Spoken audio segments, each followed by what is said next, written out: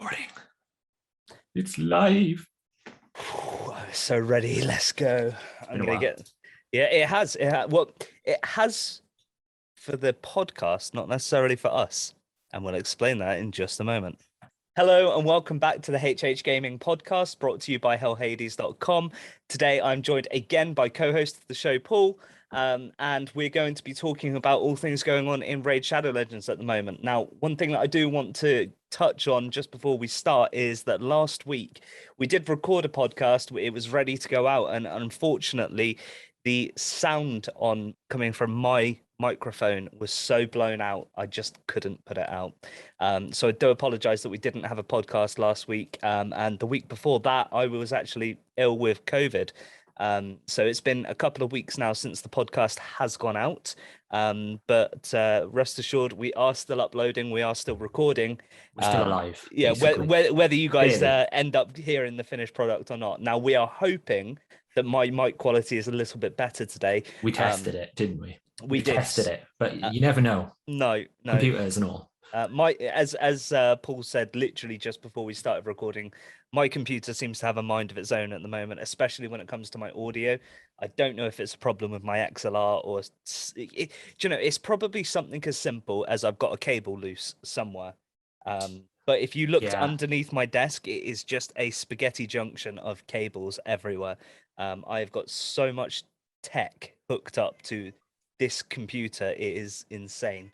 And I've got cats meowing in the background just to top it off. So, but yeah, so to stay in the life of fiction, that exactly.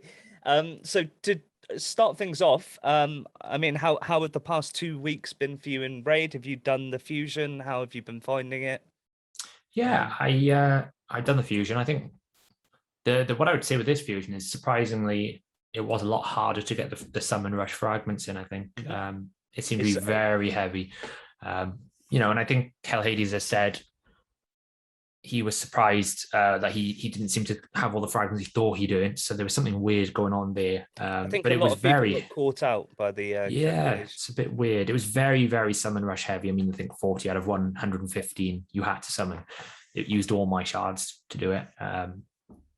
Plus, you've also got like clan versus clan now throwing in good summon rushes or trying to get people to pull voids and things. So, it's getting worse in terms of trying to use your shards efficiently. Yeah, trying to stockpile those shards. And I wonder, I mean, obviously it's a tactic for them, especially because they knew that, we've got the 2 times Ancients, which is live today.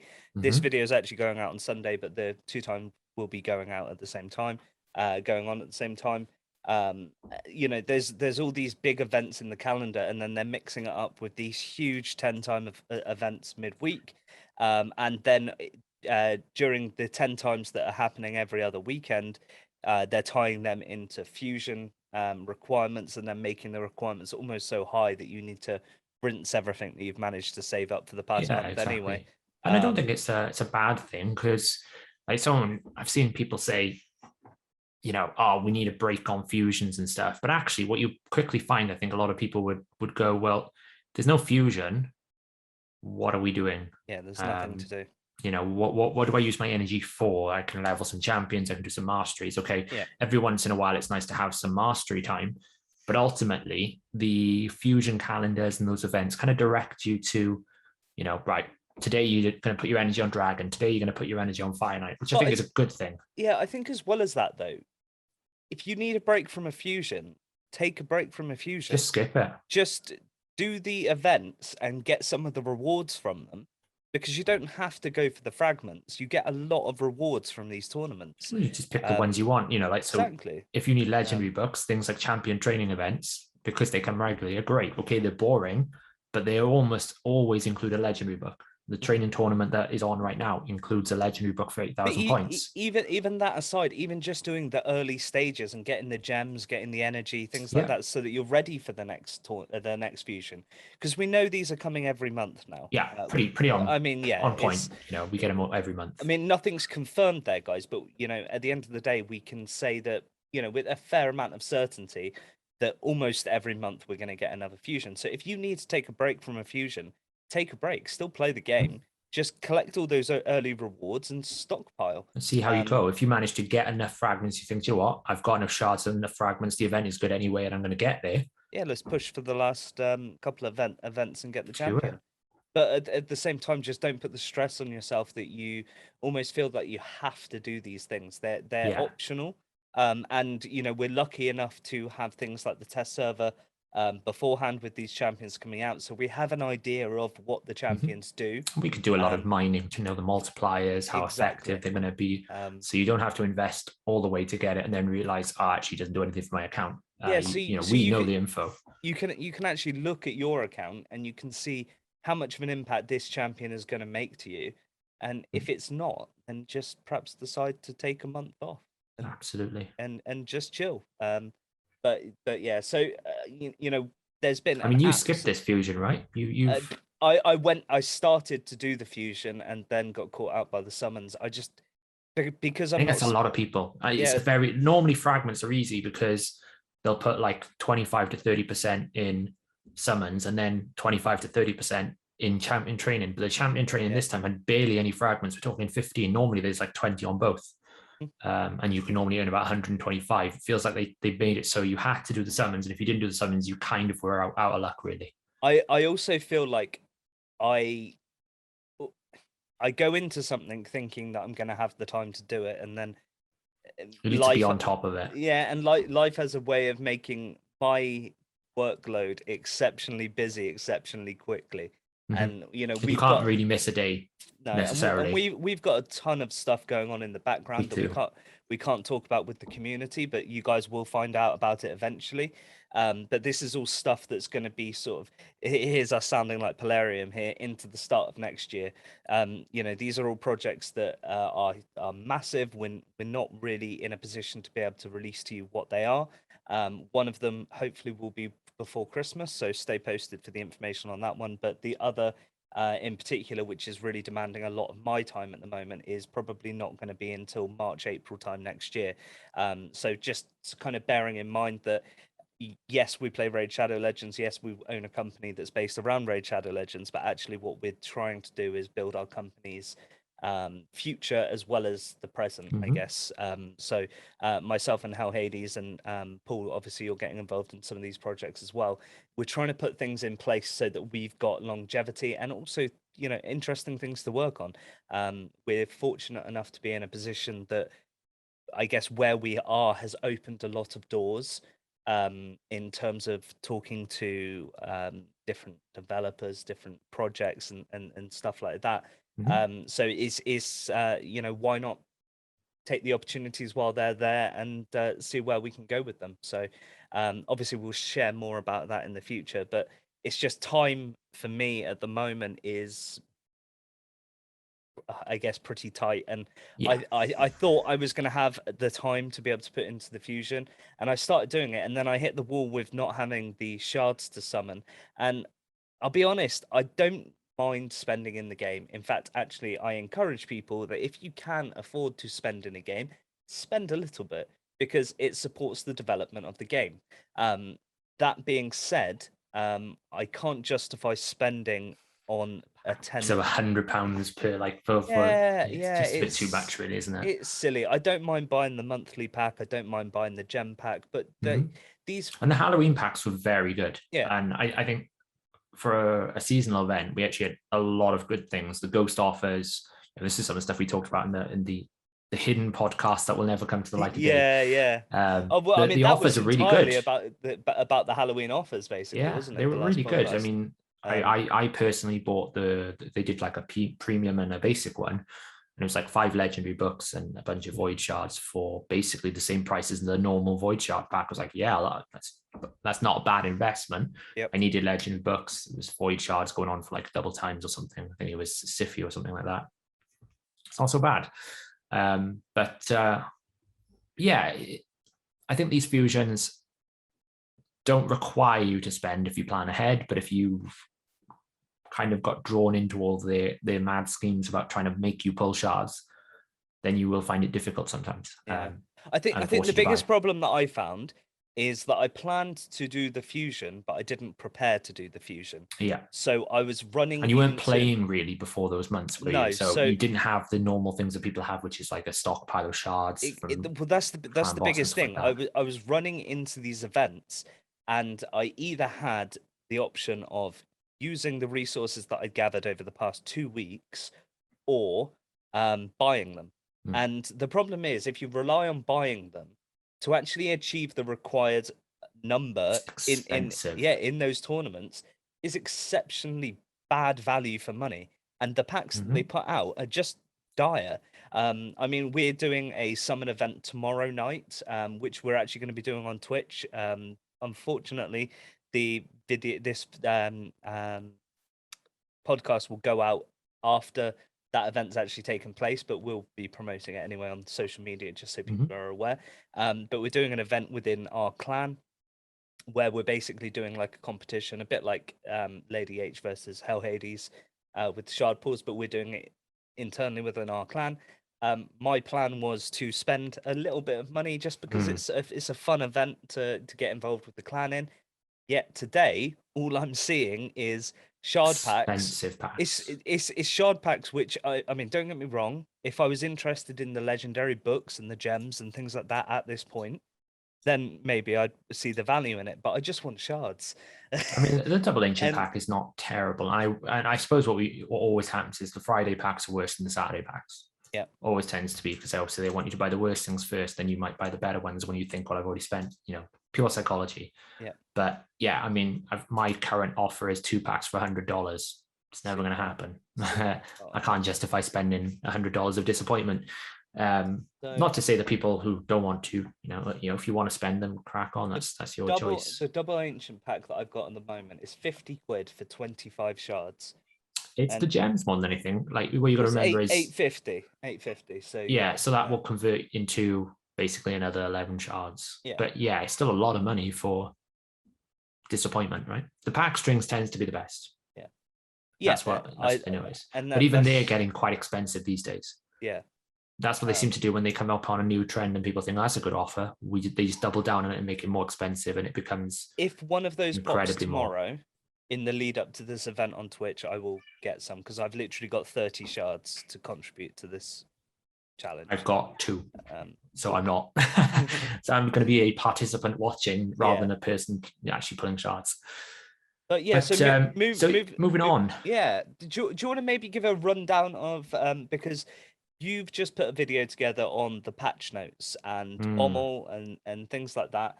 That video will be going out tomorrow, so the day before the podcast goes out. So do you maybe want to just give a brief rundown into that, and then we'll lead on to talking about the patch notes and the general gist of what's going on at the moment in Raid? My cat is about to run across this screen. Isn't that fun? It is. I tell you what it is. It's because we're recording later in the day. The cats can hear us talking and they think it's dinner time. They do, yeah. So I think one thing they've slipped into these patch notes, and this is going to turn into a rant, I think, a little bit. So obviously everyone knows about the Tavern XP and everything else like that. Hellhades did a video. He's like saying, "Oh, this is the quality of life changes. It's off the mark." And obviously they've come out and said, in today's Raid Digest, it's not the Tavern improvements. But for me, it's kind of like, well, they were talking about Tavern improvements, 2 months ago, 3 months ago, even longer ago, that they were working on these Tavern improvements. Yet now we're being told that it's not going to be until the first half of next year. So that's potentially as late as June 2020. So yeah, that's that basically tells me that someone decided to reprioritize their workload. The quality of life changes in the Tavern that they were talking about got pushed completely back. Now, if you could say, well, we're pushing it because we want to do Hydra improvements, fine, that makes sense. That's another drop that we need. It's a little drop. We'll cover that in a minute. Yeah. Or maybe it's the dupe system. Fine, I have no problem. You're basically saying one bit of content is more important than another. What I think the issue that I see, and I cover this in the video, is why did we prioritize development time to develop items that objectively have no value compared to the quality of life changes? So the barrel themselves are not that valuable. I think they're band-aids, honestly. I actually think they're bait. So what I mean by that is they are trying to make them seem more valuable than they actually are to start with. Because when you think of the barrel can only be used to get you to the max level of your current rank. Yep. So you're not going to use it on a rank 4, because that's just that's like so few brews. You might as well use brews. So you're only going to really use it on either a rank 5 or a rank 6. Now a rank 5, again, like you don't need that many brews to get to 50. And then when you get to rank 6, you use a lot of your experience doing Minotaur scrolls. That's what most people do. They'll get them to, like, say, level 20 with a couple of brews. Then they'll run them through Minotaurs to get the max scrolls, which will get them up to like level 55 or 50 odd. Which means, this, again, you're sitting there and go, well, why would I use a barrel at that point? Because there's not enough value in it now. And when it comes to the feasts, again, they have to be at max level before you can use the feast, as in the max level of their rank. So if I want to take a 4-star to 6-star, they have to already be level 40. So for a legendary champion, they'd already have to be leveled up to level 50. So you're still wasting experience again. So in my head, it's like you're basically saying, instead of having 5 chickens, now I'm going to sell you an item which is 5 chickens in one. Like, it doesn't add any value. It's not going to make my experience faster. It's not like I can just select 5 chickens, or I can make 5 food. I think it depends how accessible they make them. They won't be. Yeah, I think that's fair. I mean, we only have to look at the tournament, right? And we think, okay, what did they do? They substituted the top legendary book for a barrel. Yeah. 1-to-1 is not the same value at all. And then they made it so that the top reward of winning the champion chase tournament is 1 feast. Mm-hmm. You know, and I don't mind that necessarily there is an item that combines 5 chickens into 1. I think the feast is a great thing, honestly. And I just think, why did we prioritize time to develop these items that nobody was asking for? Well, I think there should be a way to convert champions into feasts.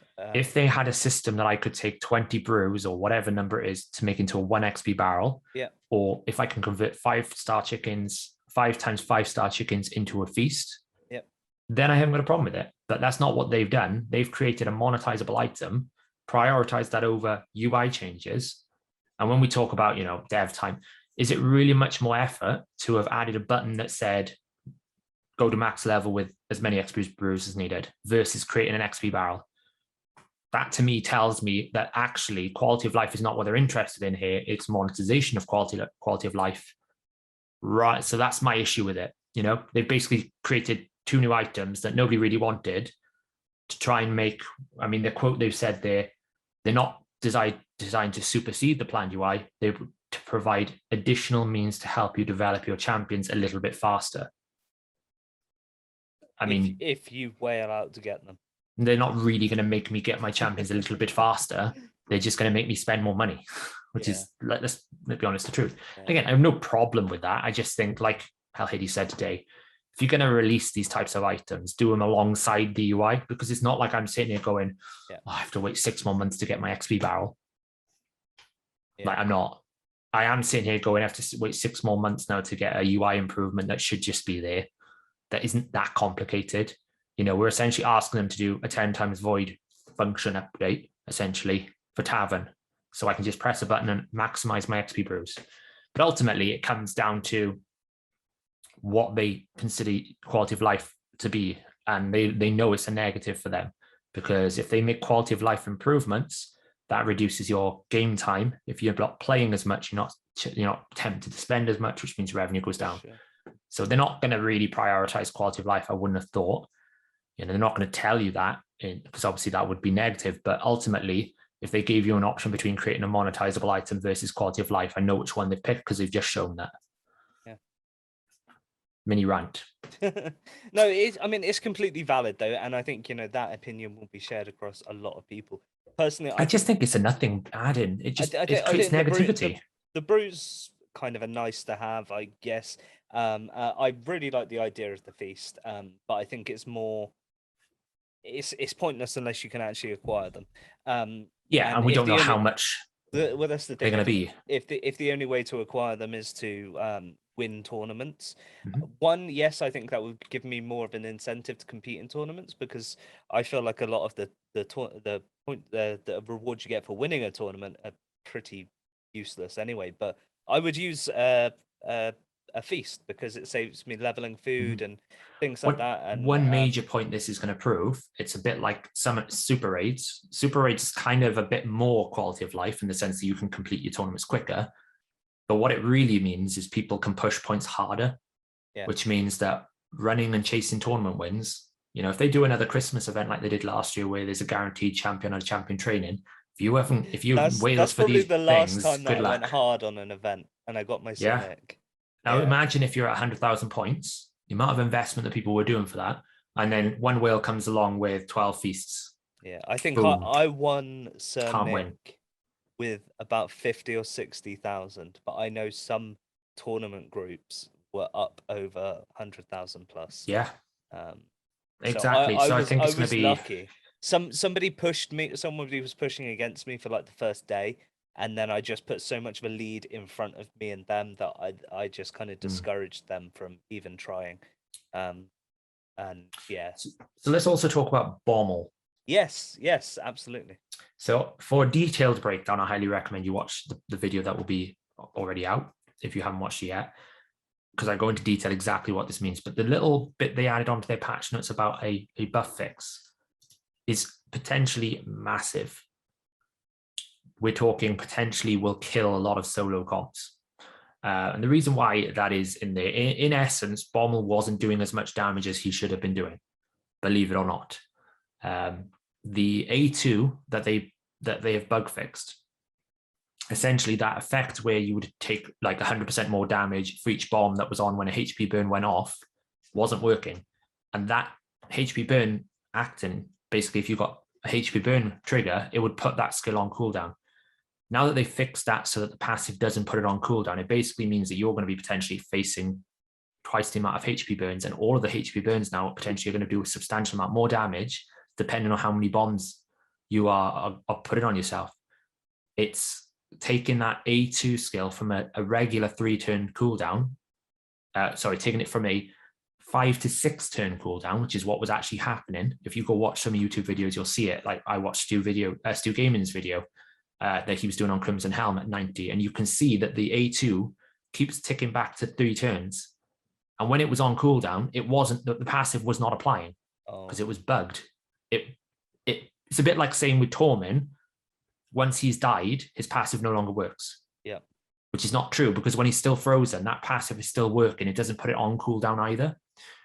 So they've bug fixed that now. So it basically means that A2 is always going to be every 3 turns. So it means you're probably always going to be under HP burn.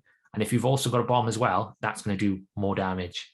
So I think it might kill solo comps. Now they have come out today after I recorded my video, which they always do this lately, with the raid digest. Yep. Thankfully, for a lot of early game accounts and people who are progressing through the first, normal Doom Tower, they are reducing some of the stats. Now I don't know how much because that's not in the data right now. And is this normal only, not hard? And 10th hard. Okay. So they are not touching 50 and 80 and 50 and 90, which is where it gets really hard. To be honest, there's a lot of solo strategies that will still do 10 fine, even with this change. I'm 95% certain this bug fix is going to kill Gurren-Giri solo.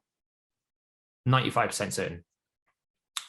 Because they haven't touched 50 and 90, it's still going to be extremely hard to do a solo non-resist strat. Like if you're following the strategy that I did to do 90, where you have a high resist team, where you have decreased attack out, block buffs, and you freeze the dread bombs, then you're okay. None of these changes matter. Bug fix doesn't matter because, to be honest, the boss itself doesn't hit that hard if you've got him debuffed and controlled. Am I wrong to say then, actually, it's not really a buff, it's more of just an adjustment so that you can't cheese it? Because the strategy... No, it's a bug fix. Yeah, that's what I mean. So the strategy that you use is how he's intended to be done. Correct. Whereas what you're saying is actually, since this adjustment, all of these solo and like cheese strategies are going to be less effective, if effective at all. Yes. Obviously, it's like someone like Samar might be still okay. I don't really know until we test it how big an impact it is. I can only assess based on the logic of if I'm getting HP burned all the time, and now that I'm getting HP burned, it's actually going to do potentially 100% more damage because of the bombs. Yep. that's a linear damage increase. You can't make your champions tankier by adding more HP because you're just still going to take the same amount of damage because it's all fixed percentage. So, and it also ignores defense. So you can't even make your champions tankier. Like HP burn bypasses all of the normal self-sustaining mechanics you could do to make your champions reduce damage. The only things that would work is something like strengthen. I think I need to check that actually. So that's one thing to check. Just came to my head. But just on the notes, because I think Hellhades is away this weekend, so you won't have a chance to actually tell everyone what his thoughts are on the things they've talked about in the raid digest.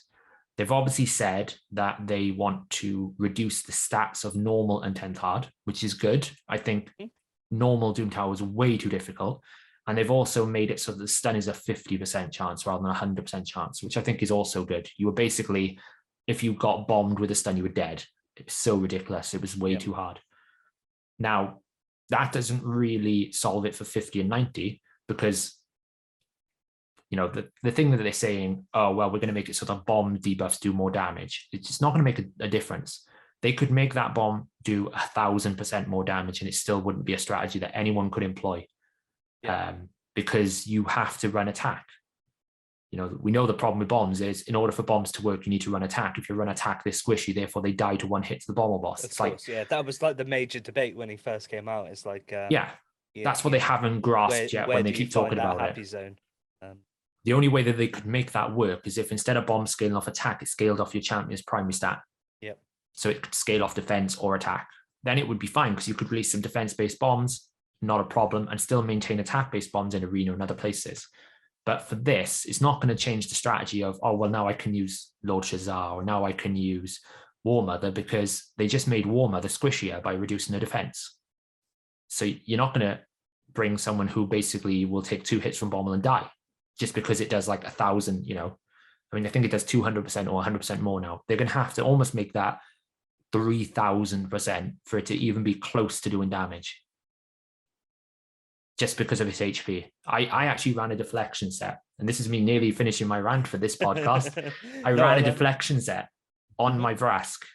The problem was Bommel's bombs do 1 times attack. So my strategy of having decreased attack with block buff, so he couldn't put his increased attack on, meant that the bomb that I was putting back on him was doing like 10,000 damage. That's just so pointless. Like you're going to have to make that 100,000 to make it valuable. You have to almost like make it so much stronger. And then I still can't see how it's going to happen because you need a lot of, that bomb champion is going to die instantly. So I don't really think that's a change of anything. So it's literally that sentence says, by the way, we've made it slightly easier on the stages that if you're an end game, it doesn't really make a difference. However, we've bug fixed him, so now he's actually a lot harder to beat. Great. I love the way that some of the wording's put out in these things. And it's like when you actually break down and look at it, is like we're just gonna throw this sentence in at the bottom.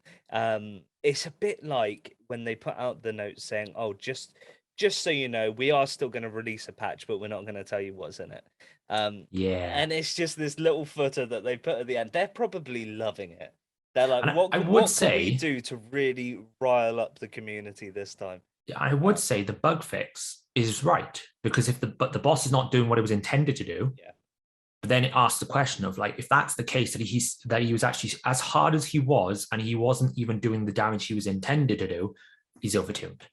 Like not much, just bring his resistance levels down like 100, maybe bring the bomb damage reflect up a bit, those kind of things. Like my team that I have to run is like literally 100% focused on a specific way of doing it. And if anything goes wrong, it dies. And that's a floor 90, and that's me running the high resist numbers. That's me running it exactly how it's intended. And I know I haven't got the best gear. I'm not saying my account is, if my account can't do it. No, then, but actually you know what I mean? What your account is probably what you would classify as a standard late game player. Yes. You're not, you should be able to do these things, albeit you should have to try to do them. It shouldn't just be handed to you because of your gear. But the fact is, if somebody with an account like yours just straight up cannot do something, then somebody with a much lesser account is just got no hope. I think what's misleading and they've even done this in the Raid Digest where they've hinted about Hydra. And I think this is a big bait as well. When you announce these bosses and you say things like, you're going to need to do this. Hey guys, bombs are going to be really good. Everyone in the community is like, I better get my War Mother ready, my Shazars, my things. Yeah. And then when you see the boss, mention that the bombs are on the boss, not on your champions. Well, what they didn't mention is one, you need decreased accuracy. Yeah. Because there's no way that you can run that comp without some sort of cheat or cheese, or you need the proper setup. So that meant you needed resist gear, and they didn't tell you that. So I don't think it's a problem that you need resist gear. I think the problem is they didn't allow you time to prepare. And that's the issue. Like the same thing that they said with Hydra now. At the end of this digest, they've talked about the very wording of it should suffice you to give you an impression of the level of challenge that some creeping up content is going to impose on you, which we all know is the Hydra boss. Yep. And then they've said, it's about time to start brushing up all the champions you haven't found use so far. You'll need them. Now, if this goes along the lines of what Bommel was, which is, hey, guys, use bombs, like, come on, you're baiting us. What'll happen is we'll see the content, we'll find, like, it'll be basically a Kaimar reset or a Seer strategy, and that's it. Paragon will just be in there on his own. Yeah, it's like Doom Tower waves are really, really hard. I'm like, yeah, so you just basically run double Kaimar, double Seer, whatever. It's like, if you haven't got those, then it's really hard. But if you run that comp, then everything is free win on those floors, to be honest. So who knows? Maybe Bommel will be changed again. But I think just based on what I've seen in the patch notes, people are going to be unhappy in the next rotation, and they are going to find floor 50 and floor 90 even harder than it was before. Unless you do the proper strat. We've got to have some fuel in the fire to warm people up for Christmas. Absolutely. Let's put it that way. But there is some cool stuff in the patch notes. There's a little sneak peek I give to people about an event that they're going to be releasing that they haven't announced anywhere. I don't think anyone's even seen it. I mean, I don't even know if I should be announcing it, but it's in the data, so it's not my fault. But it's going to be another kind of, get something for free event, which is kind of cool. So if it's not Pokemon sponsored by Raid Shadow Legends, then I'm out. Well, who knows? I will admit I was a bit of an idiot this week, because when everything was going on about Hydra, I, for some reason, totally thought, it must be a Marvel masher. Yes, I remember this. I think we were in a call with Deadwood, weren't we? And we were talking about the potential that maybe people are hinting about a Hydra boss, and you just kind of went quiet. I'm an absolute idiot. I even made a little GIF animation in our chat talking about Hail Hydra, Yeah. And that so did Hellhades in his video today. Honestly. But there's Hydra, code. that's kind of a surprise. I think the thing is, it's been talked about for so long that people have kind of forgotten that it's even on the cards, and we just kind of assumed that it would come at some point, but maybe not. Well, I knew it was coming next year, but I didn't expect it to be almost like, oh, by the way, we're ready to nearly drop Hydra. Well, the fact that they're putting much hype into it makes me think that Hydra may be coming for Christmas. I actually think it will be coming for January. I got a feeling Christmas is going to be dupe system. 4.9. Yeah, they're calling it the Guardian Ring dupe system. That's going to be coming there. And I think then probably we'll be looking at the next patch after that.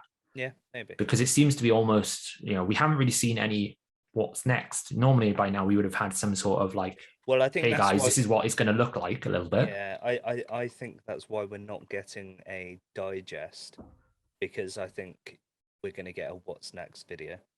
Yeah, they do hint a lot about it in the get ready what's next in the Raid Digest they have, but they haven't really gone into any detail. So normally, like we know, they do like a video where it's like, what's the next quarter? What's the next 6 months update features? What are we working on? And we've kind of completed the last video's content. So we should be doing a new one, which is good because actually I'm really excited about a new area. I don't know what it's going to be like, but obviously a Hydra suggests multiple heads, which suggests multiple strategies kind of thing. You can't just go in there and kill it once. Because I think with Doom Tower, it was meant to be a little bit like, it was suggested that it was going to be variable, but actually it's not that much. It's basically a series of floors and then bosses that once you figure out how to do it once, it's the same thing. And then it's not like changing each month. You don't have to change it up all the time. Once you've got your boss strategies done, you've done. that's why I think a lot of people have got bored and getting tired of like hard Doom Tower content, because it's not challenging, it's just slow. Yeah, it's just a painful grind. Yeah. So I think hopefully with the Hydra, it could be really cool. Maybe like 3 different heads do 3 different things, and you have to have a team to do that. Or maybe if you have 3 different stages, that could be cool. Maybe you have to do like a proper tag team where it's almost like if one head becomes active, you need to tag in a different champion. Who knows? We don't, as I said, I'm only guessing what would I want it to be, is something of that nature where it's not just, don't put annoying things in there. Don't just make it 3v3 clan boss, please. Yeah, let's not do that. Let's not make it basically clan boss ×3, because that's just dull. That literally just takes an hour to do. You just have to have 3 unkillable teams, and you have to do 1 head at a time. Please. And let's not do things like, let's not do what they do with Doom Tower boss floors, where it's like, I know, to make it harder, we'll stick Torment in there, or we'll stick Siffy, or we'll stick Rotust, or we'll stick champions that just annoy you rather than it being difficult. Focus on what is meant to be difficult, not the things in before it. The end of the year is shaping up to be really good for Raid. I think there's a lot coming. And I think we almost discussed it. I think it was actually probably in the last podcast that went out that actually during this time of year it goes quiet, and it's almost like the quiet before the storm. And then Christmas, January, we get this bulk, and I think we can see that trend happening. We predicted it. We called it here first, guys, just so that you know.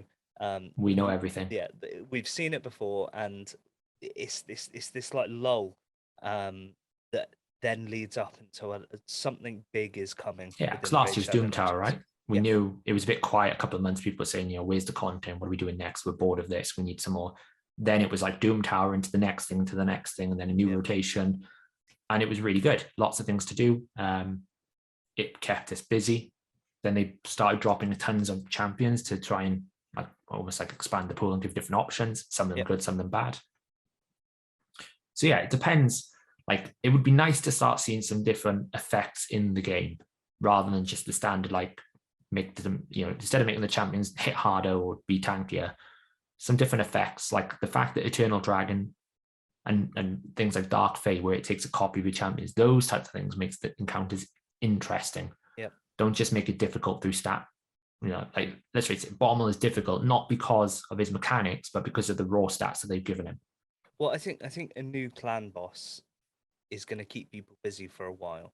It'd be great if we could have speed tuning for all you speed tuning savants out there. I'm one of them. It would be great if we could speed tune around it, because that's really what makes it fun to do. But I think, even with Ultra Nightmare, when it came out, it was seen to be impossible.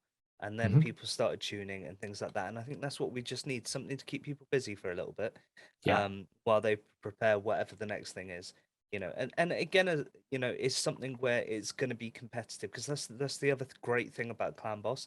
Clan Boss is like the PvE competitive scene in the game. You've got the PvP side, which is the arena players, and I know we are hopefully talking about clan versus clan PvP and things like that next year, which will add another competitive side of the game. But another clan boss will keep all of those PvE players busy, tuning their teams, building teams, coming up with crazy strategies. Creating the new Bat Eater for Hydra boss and things. That's the thing about the difference between something like Doom Tower content. Really, it doesn't have a lot of longevity unless they shake it up all the time. Because they've basically gone from a concept of, there'll be different secret rooms and different things, to actually there is 3 sets of configurations, and once you've nailed that, it doesn't change. It becomes a bit like there's no way to reinvent the wheel. There's one way to do it, and that is normally the only way to do it, because it's hard to do it any other way. Where with something like Clan Boss, there's not one way to do it. There is a difficult way. There's a much easier way. There's an unkillable way. There's a non-unkillable way. Champions come out and it completely changes different metas, like the Mytha. So I think it's a way to keep content like that good. I'm going to throw it out there as a prediction. And we'll look back in a month or two's time. Fiction predicts. Well, this is based on my knowledge of playing Summoner's War, and find videos of me talking about this a year ago when they were talking about the Doom Tower, and I said that it's probably going to be exactly like Summoner's War once was, and guess what? It's exactly the same as Summoner's War.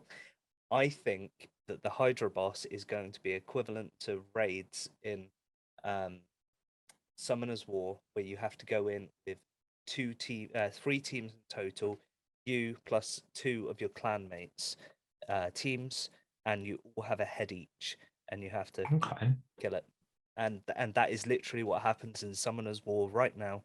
And I think that they will go on the same model. So we will see. So isn't that just clan boss 3v3? Pretty much. Which is what we don't want. I mean, it's different. Raids are different than like the clan boss. Or like you're basically saying you'd have 3 different clan bosses. It might be 3 different affinities, and I choose to hit one of them. And as a clan, we have to work together to kill each one. And then if we kill each head, we get a bonus. Isn't that the same thing as completing the killing of one difficulty of clan boss? Yes, that is pretty much exactly right. Actually, the way you described it there is bang. However, the concept of like clans working together to kill different components is a great concept. Yeah. If you can make it so that people have to specialize, and I don't know how the best way to do that, maybe one head ignores unkillable. I never did the raids competitively in Summoner's War, so it'd be difficult. I can't really remember. It's been such a long time since I played the game, but I know that the Summoner's War did have a multiple-headed dragon, which you went in, and it was called raids. I think it was called raids anyway. And you went in with 3 teams. 1 was yours, and 2 was your friends or your clanmates, basically. And you would team up to take down. I think it's a great idea if they make each head unique and interchangeable. It's something that's going to differ, but not too much that it's going to become cumbersome. So, like for example, say like one head was magic affinity that ignored unkillable from the start, but actually was didn't ignore block damage. So you could build a block damage comp for that, but that might change next rotation. From memory, and again, somebody in the comments could probably correct me on this, but I think the 3 teams are fighting it at the exact same time. Sorry, Mike, just hit it. So the 3 teams are hitting it at the exact same time. However, AoE buffs and things like that affect everyone. Okay. So like, you could take one person doing increased attack, and it would increase all the teams' increased attack. I'd have to pick it up again or watch some videos just to get my head around remembering it, but I specifically just remember that is what you're saying is there is a really good system that they could do that gets clan involvement working together better than it currently does with clan boss, which can be on top of clan boss. Oh yeah, maybe you do like a cash out if you kill the clan boss and you kill all 3 Hydra heads together. You get like a big cash out for your clan. It'd be good to see, like, what I really hate about some things when players do it is they kind of drop a little bit of a hint and then there's no information at all. Champion empowerment, it'll empower your champions a bit. The only thing that I dislike about it is when they release content and then they turn around and say, oh no, that's not actually how it's going to be, but that's how it is for now. That's the only thing. Oh, you mean like clan XP? Don't get me started on that. Let's not go there. Yeah, well, I mean,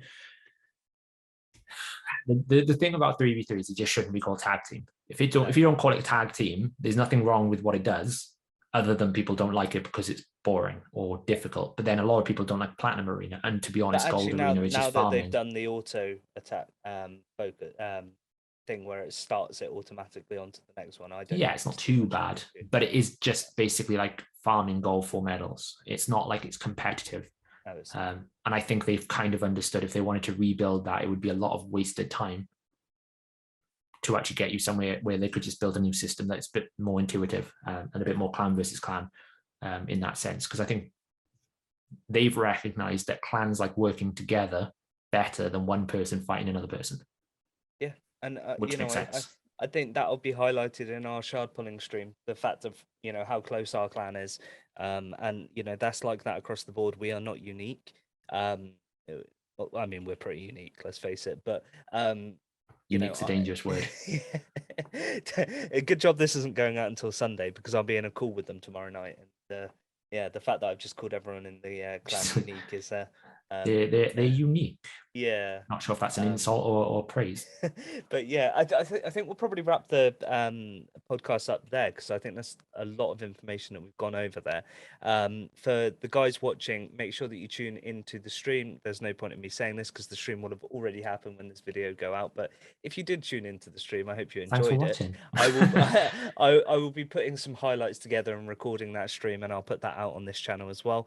But as ever, if you stuck with us this far, we do appreciate you being here. Make sure that you like and subscribe to the channel, and we will see you in another podcast very, very soon.